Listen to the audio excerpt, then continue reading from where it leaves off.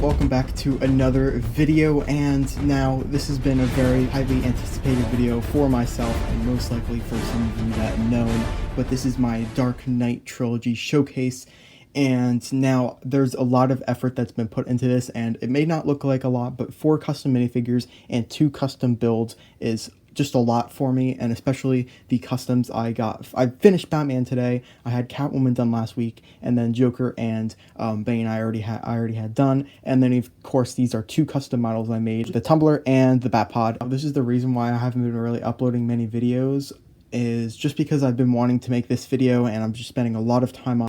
Thank you all for 900 subscribers, because this is also my 900 subscriber special. We've been out there for a long period of time, and my goal is to hit 1,000 subscribers before the end of the year. So if you haven't already, remember to hit that like and subscribe button. But before we get right into this video, I want to give a special shout out to my friend RL Studios. He has such an amazing channel. He has some of the best Mocs I've ever seen. For the size of his channel, they're absolutely amazing. They're super ingenious. The ideas behind them and the effort and time that goes behind them are just absolutely incredible. And his stuff is, of course, linked in the description below. Go check him out. Help a friend. We'll try to get him to 350 subscribers. I would really appreciate that of you guys.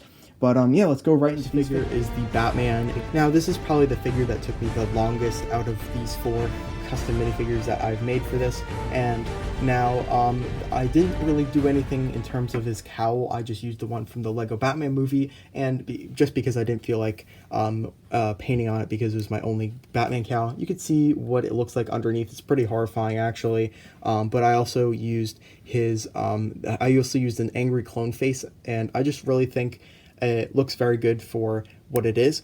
And now his torso, I did a lot of sculpting work on. From what I was able to get done, I'm really happy with the way I was able to get the armor on, and of course doing the bat symbol. What I did is I got a piece of paper, I cut out the bat logo using a knife, and then I painted that silver and then super glued it on. It was a lot easier than I thought it would be, and I think I overthought it. I was trying to paint it on the figure, and that just did not work as well as I thought it would. So I've gone through a lot of torsos trying to get this done, and I think it looks very nice. Now with the arms, I was originally going to sculpt them as well, but I decided to not do that because when I put the arms in, I smushed the clay, so that didn't work out very well. And I just painted it instead, and I think it still looks very good for what it is, just in terms of painting. And now I didn't want to do 3D elements in terms of his gauntlets where it shoots out that kind of throwing star, and that's just because the 3D elements there would be so incredibly small. I'll get to them in a little bit. I'm talking to you and Catwoman, but they would just be incredibly small, and trying to make 6 of them in that same size would be incredibly difficult, but I'm very happy the way I was able to achieve it. And now there's nothing in the back here. I have the cape held down here because the one Batman cape I have is very loose, and I don't want it to rip accidentally. That would have been very bad. But you can see there's no like detailing on the back here. I have his boots that continue around, and then I have the gold, the tannish gold on the belt. And now with the belt, it's not too difficult in all really. I have like these pouches here, which aren't very well represented. I'll show you. I also have some pouches over there, but the actual belt itself, I don't know if you can really see, but it was a lot of like painting and then kind of going over that paint and going over it. It was very hard to do, but I'm really happy with the result of it. Now the legs are probably my least favorite part, and I'm pretty happy the way they turned out. Still, I think this figure is probably one of my better customs, and it just looks a lot better in person. And then you can see the boots and the silver detailing. I'm just really happy the way this Batman came out. Probably one of my better. I have Catwoman, and she's probably one of the simpler customs to do, but it was still pretty hard. And now her probably hardest part was her hair and ear combo. And now what I did is I brutally sacrificed and murdered a clone visor piece, and I cut them out. I painted them black, and I super glued them on. Xanderland Studios knows how hard it was for me to do it because I was on a call with him, but yeah, it was pretty bad, but I was able to get it on first try, and I'm very happy the way it turned out. They're not completely perfect, like they're not completely like symmetrical with each other, but I'm still happy the way I was able to make it. Also, her hair color was probably a bit darker than I would have liked. but I still think it looks very good. I use the Princess Leia face. I don't know how I have it, but I just have it because the only Princess Leia figure I have is this 20th anniversary one, and then of course the Force Awakens Leia. But anyways, I painted the strap around her eyes, and I don't know how I managed to pull that off. That was very easy to do, I would say. I was stressing over that because this was my only version of that face and I didn't want to screw it up, but I'm happy with the result of it, of course. And now let's take off this hair and I'll show you the torso. Now I wanted to originally carve in like the areolite. You could see I started scratching it up with the sandpaper, but I was like, yeah, I'm not doing this. So I just do what Lego does with the hourglass kind of shape on female torsos, and I just went with that, and I think it looks a lot better than if I were to try to make it look like the areolite torsos. Of course, we have the big line that goes down here. I don't really know what it is. It's probably like some zipper or whatever for her jacket, and then you could see we have the kind of continuation of those lines on the hourglass shape on the back. Now her arms, I painted she has like very long high gloves, and I painted those in like a black metallic kind of color. Not the same as this actually, but it's a bit different. It's like a lot darker, so you could probably tell. And then with the legs, you could I had these Age of Ultron Hawkeye legs, and I kept the straps because I thought it looked very good. And then I removed the red printing, or at least I like painted over it. You could probably tell, and I think it looks very good. Also, the belt was pretty easy as well. I thought that would be kind of annoying, but I think I did a good job on it. And then, of course, we have her boots. And I tried to use high heels. It didn't look that great. I had, that looked pretty good, okay. But yeah, the Joker is probably one of my best figures I've ever done. And now, it's not very complicated at all. It was really... it's just very satisfying when I finally put him together. It took me one entire day of just straight working to get this figure done, and I really wish I had a picture or remains of my old Joker custom. Let me just tell you, it was absolutely horrible. I threw that out. I threw it out. I just couldn't. It was too embarrassing for me. But this is definitely 100 times better than what it was, and I obviously base this a lot off of Lego's version. And trench coat, it's okay. I'm gonna change it a little bit. I was going to, and then I just never had time. But what I was gonna do is I was gonna cut down here, because what I did is I put the hairpiece on, and then it kind of pushed everything down, and it was kind of messy. But I was gonna cut the back. I was gonna cut the back so that the hairpiece could go in, and then I was gonna fix up the gaps, because I use electrical tape for my jacket. Ooh, we should probably not screw this up. There we go. And then the Joker face was probably one of the most stressful parts I've had to do, but it looks very good in the end, and I was very happy the way I was able to capture Heath Ledger's likeliness, and yeah, I'm just very proud of this figure. The arms are just a regular purple arms. I didn't really do anything to them, except I painted like kind of the cuffs around, because he has like a bluish shirt underneath his like vest, and I'm really happy the way that turned out. He also has like some sort of golden tie here. Wasn't the best tie I've ever painted in my life, but I'm really happy the way the jacket came out. I mean the vest. We have like we have buttons down there, and then there's of course the pockets, and I'm really happy the way that turned out. And then his knife, I just painted up a regular knife piece, like I painted the blade of it, and I think it looks okay. The hands are just regular black gloves, because he does wear them in the movies. And then of course he has like shiny shoes on, and I think those look very nice as well. Belt was very simple, yet it's just one of my favorite figures of all time, and of course it's one of my favorite characters of all time, so I'm very pleased with how it looks. Now, Bane was probably one of the first figures. The first figure I made for this showcase, and you can see I've definitely improved from that period of 1 month that I had this figure. And now the mask was very challenging to do. I had to paint it around the actual head, and then of course I had to paint the eyebrows on top of that, but I was very happy the way I was able to get it to look. You can see it circles completely around. Yes, it does. And now this is the best paint. Is this the best paint work I've ever done? No, it's not. But for what I was able to accomplish. This is once again a only 1 day figure. I literally did this in the span of like 3-4 hours of just straight working, and I'm very happy the way this turned out. Now his jacket is made of electrical tape as well, and I'm very happy the way I was able to get that kind of outline of the tan, and then of course it just looks very nice. He has a black shirt underneath, and then of course I have his vest underneath it, and then he has like these pouches on there as well. Pretty messy painting if I were to say so myself, but I still think it looks very good. I was able to apply some 3D elements, of course, using leftover electrical tape from this vest, and I think the job on that, the painting job on that, was very good as well.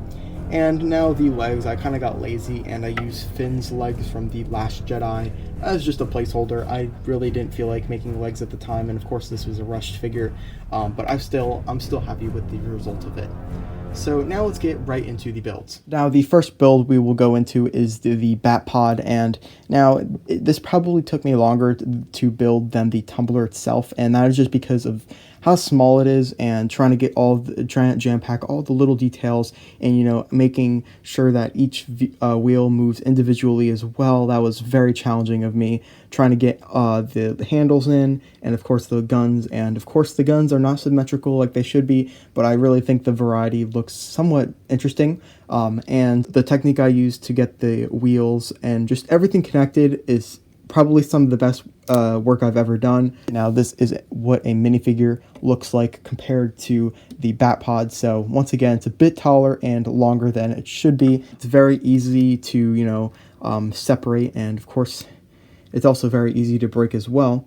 But there's about 3 sections. So there's the back wheel, there's the front wheel, and then there's the mid section where a minifigure would go, and it is all able to meet up together in the middle. And I'm just very proud of what this looks like. It's not completely accurate, however, it still is the best I can do with something in this size, and it represents the Bat Pod itself very nicely. So I'm extremely happy the way this turned out.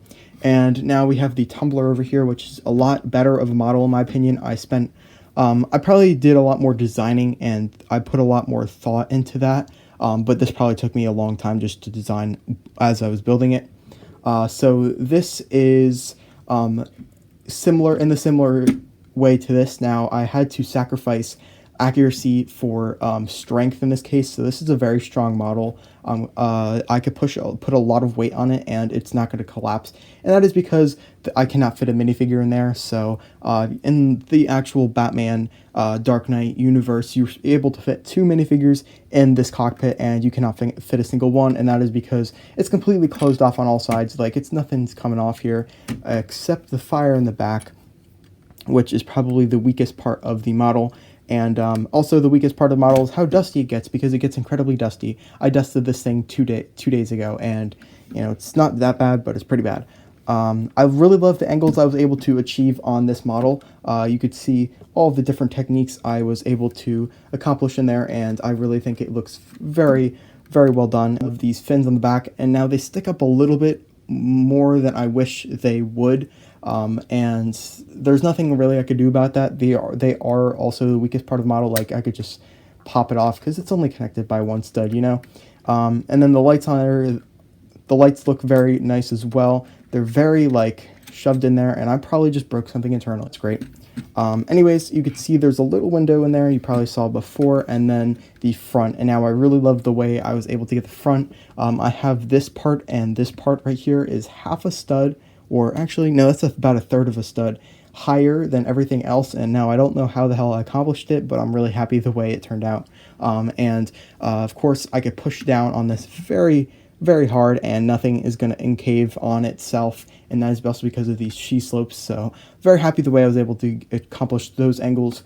And I think building the Republic gunship really helped me in terms of trying to build this, because I can look at reference material and kind of examine it a lot more to make sure I'm a bit more accurate. And also I'm able to do a lot of trialing and erroring to make sure that I have the best possible model I can absolutely make in terms of different parts of the model. Like the front of it, I did a lot of that, and especially right here, also on the sides, and of course on the top and back, just basically everywhere.